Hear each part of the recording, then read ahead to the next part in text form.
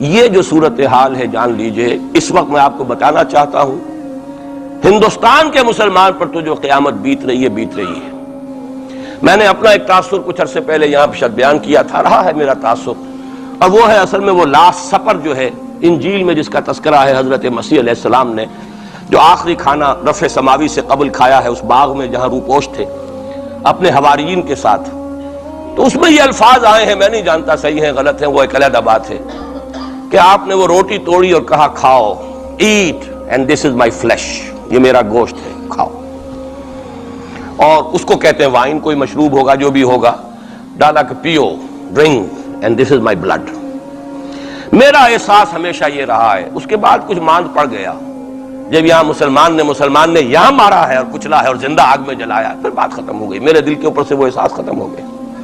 وہاں ہندو کے ہاتھوں جب مسلمان کے ساتھ یہ کچھ ہوتا تھا تو پھر جب میں کھانا کھاتا تھا محسوس کرتا تھا کہ میں ہندوستانی مسلمان کا گوشت کھا رہا ہوں اور ہندوستانی مسلمان کا خون پی رہا ہوں۔ یہ ہمیں عیش جو یہاں حاصل ہے، جو آرام حاصل ہے، جو ہمیں یہاں پر سہولتیں حاصل ہیں، جو معاشی اس کی کاسٹ پر ہے۔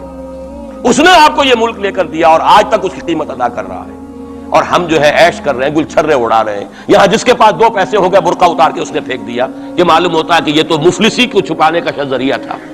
4 پیسے ہو، اچھے کپڑے پہنے ہوئے ہو، میک اپ صحیح کیا ہوا ہو تو پھر برقعے کی کیا ضرورت ہے؟ اور میں نے شاید سنا ہے آپ کو، مجھ سے تو چند لڑکیوں نے یہ الفاظ کہے باقاعدہ۔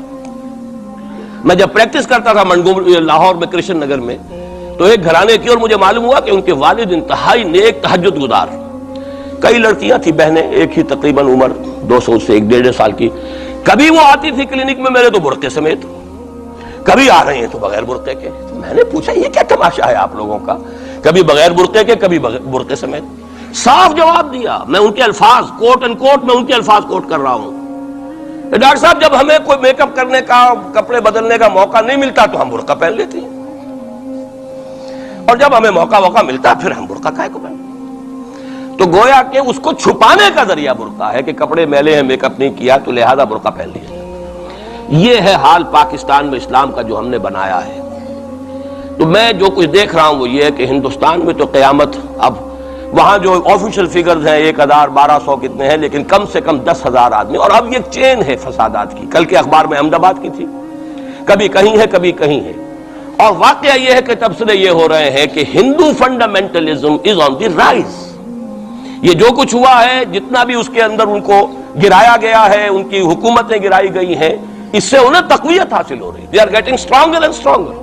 کانگریس کے لیے اب اپنی جو ہے جان بچانی مشکل ہے، اور اس وقت سب سے بڑا ان کے لیے جو ہو گیا وہ یہ ہے کہ وہ کمیونسٹوں کی سپورٹ کے بغیر چل نہیں سکتے، اور کمیونسٹ جو ہے وہ ان کی جو اس وقت وہ امریکہ کے زیر اثر جو اپنی اکنامک پالیسیز چینج کر رہے ہیں اس کا ساتھ دینے کو تیار نہیں۔ تو یہ ڈائلیما ہے، جبکہ ادھر جو ہے وہ بالکل جو ہندو ذہن ہے وہاں کا ریوائولسٹ ذہن وہ پوری طریقے سے پائیں۔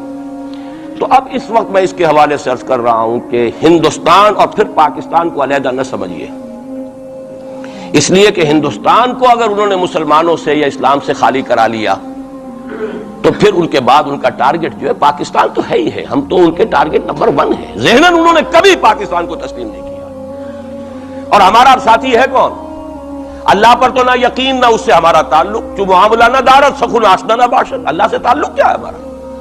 اللہ سے کون سی دوستی ہے؟ اللہ کیوں ساتھ ہے ہمارا؟ ہم تو مجرم ہیں نمبر 1 اس کے، اور باقی دنیا میں جن پر سہارا تھا، جن پہ تکیہ تھا، وہی پتے ہوا دینے لگے۔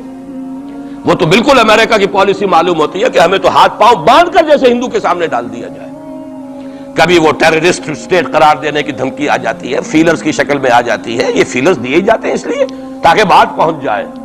اگر صرف بات اس طریقے سے انڈائریکٹلی پہنچنے سے مطلوبہ مقصد حاصل ہو جائے تو خام خواہ براہ راست کہنے کی ضرورت کیا ہے؟